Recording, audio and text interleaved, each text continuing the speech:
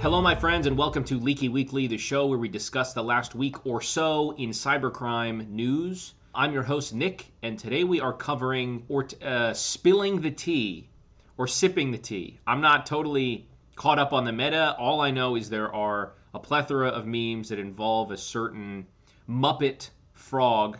I think we can, Kermit the Frog, I think we're allowed to say that. Sipping tea. So before we get into the stories today, remember that these stories involve claims by threat actors, so take them with a grain of salt. We also now have Flare Academy, which is Flare's free training sessions. Then you can join this Discord community to just participate, chat with Flare, chat with like-minded people and cybersecurity researchers, and also let me know what stories you'd like to see covered on the show. So without further ado, let's jump into it. For our first story, the Salesforce breaches, where again, a phone call was all it took for hackers to siphon off a lot of sensitive data from some of the largest brands in the world.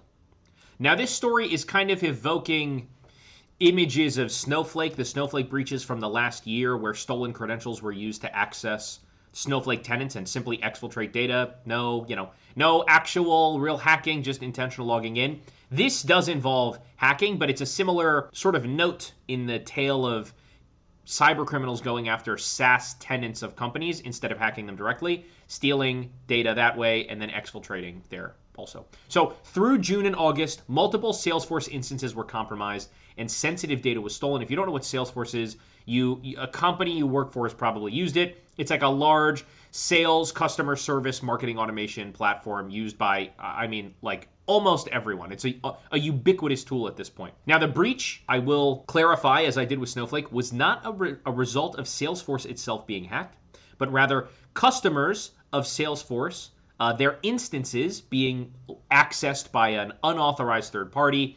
In this case, who is currently being attributed to is Shiny Hunters. Now, if you've heard of Shiny Hunters, by now it's probably from a similar extortion campaign they've embarked on. People use their name in the PowerSchool breaches too. Unclear if that was actually the same individual or group involved. The technique of using voice phishing or vishing for getting initial access into corporate environments is a classic for Shiny Hunters. It's also a classic for Scattered Spider. It's kind of a classic of like young Western English-speaking cybercrime communities at large right now. We've seen a lot of arrests of people doing these techniques, and we've also seen a lot of success in these campaigns by cybercriminals who are still walking free today.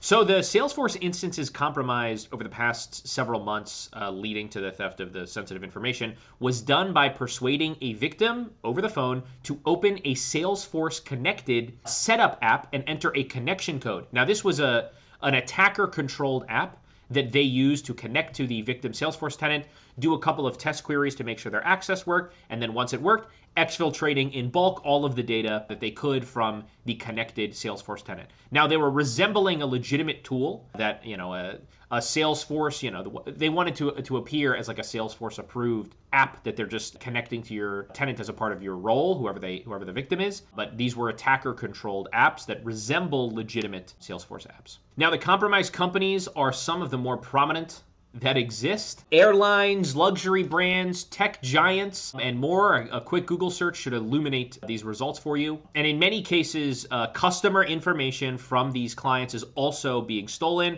and there's suspicion that it's being used in further extortion or further targeting of other Salesforce customers. This is also a classic of people who engage in this sort of SaaS app extortion, common among Shiny Hunters, Scattered Spider, etc., is not only stealing the information and holding it for ransom, but then contacting people whose information you've stolen to do a third layer of extortion, double to triple extortion. Now, Shiny Hunters has been known to wait sometimes a while to actually engage in the extortion, sometimes months after the initial compromises. So we might see some extortions come down the line and more news on the story. The Google reporting specifically indicates that Shiny Hunters may be preparing to launch their own data leak site, which would allow them to, in the way that ransomware groups and other cyber extortion groups do, name and shame victims into applying further pressure for payment.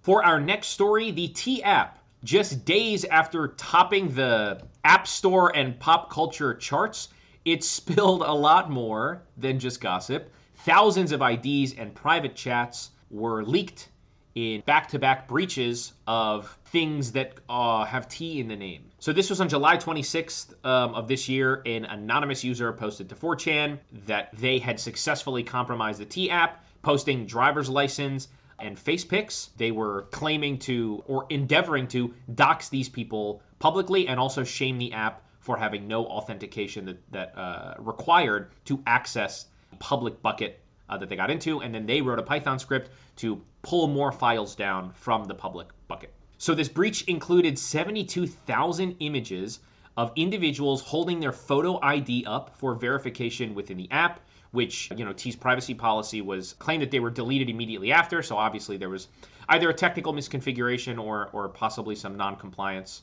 with their own privacy policy. And this breach only affects users that were stored in this bucket, which went up to February of 2024. So if you registered after, you may not be affected. So the T app, just to explain why it got so popular, it was trending on like TikTok and Instagram as a space for women, that was the target demographic of the app, to share green or red flags about men they have dated, sort of like warning people about people in their social circle, and also allowed reverse image searching of faces to see, to read about someone you're going to go maybe on a date with or someone you've connected with on an app to see if like they're a scammer on Tinder or something. And when registering the app for security verification, you do this, the photo ID classic, like KYC of you holding an identification that's legit in order to be approved. Days after reaching number 1 in the App Store, this data breach happened, which apparently was due to an exposed Firebase storage bucket that this 4chan user discovered. With anyone, this is the classic, I say anyone with a toaster can view, anyone with an internet-connected refrigerator can view. It was a public link on the internet where you could browse basically through the contents of this bucket. This is and was a common means of classical data leakage.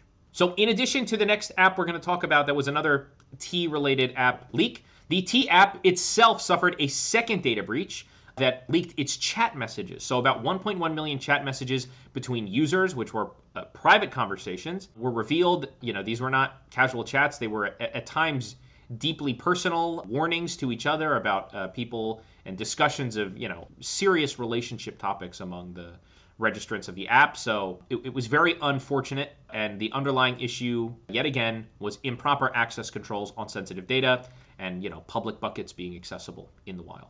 Now, for our final story, and I think it's important, that we occasionally laugh, not at anyone, but maybe with someone. In an undeniably comedic and sincerely unfortunate series of events, shout out Lemony Snicket, the male-oriented clone of the T app, TeaOnHer, which skyrocketed to popularity in its own right, also suffered a data leak, immediately cracking its own teapot and spilling its tea everywhere. This time, due to what has been attributed to security flaws caused by vibe coding. Hard-coded credentials were found in the landing page, the home page of the website, written into a JavaScript file. So the full story, this app shot to popularity in the App Store charts in August 2025 this year, reaching number 3 overall with 165,000 downloads in just days. These security flaws were discovered very, very quickly, almost immediately, and revealed email addresses, selfies, driver's licenses, and location information of the users, again in like almost a parody of the original T app leaks. Though this was not it's not the same cause of leak. The other one was a leaking Firebase bucket, but the presence of those plain text credentials is, I've seen sort of in broad media coverage and internet discourse being attributed to vibe coding. So this may be the first of, I'm not sure if vibe coding is actually the cause here, but this may be the first of many vibe coding disasters, bad vibe coding scenarios. There's some funny play on words to do here, but ultimately, whether it's vibe coding or not, rushed development and improper access controls are broadly attributed as the reason for this particular hack. All right, my friends, thank you again for tuning in to today's episode of Leaky Weekly. That is all the tea that we have for today's episode. No more tea jokes. I'll be much more serious in the next episode. Today's show was brought to you by Flare, the leading CTEM solution and cybercrime database that allows you to monitor external threats across sources like the dark web, so your security team can detect and mitigate risks faster. The free trial link is in the description. You can also check out the Flare Academy, our free online cybersecurity training, and join the Flare Discord community to talk with cybersecurity researchers, analysts, and the like. Both links are available in the description. And we will see you on the next